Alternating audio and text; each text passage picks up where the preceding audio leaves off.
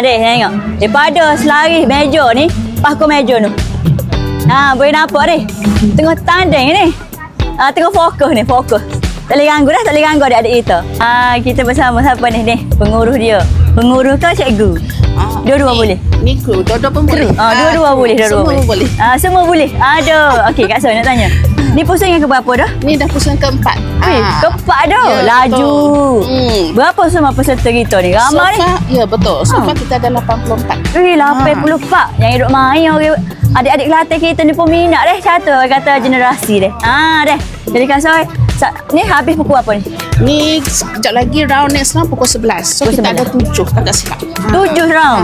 7 round. Ya. Lah, yang aku ngelah dah ni. So sangat sengit. Sengit ya? Ya, betul. Ni berambak. Nampak tak adik-adik kita ni tengah ada ke pertandingan catur deh. Dekat mana?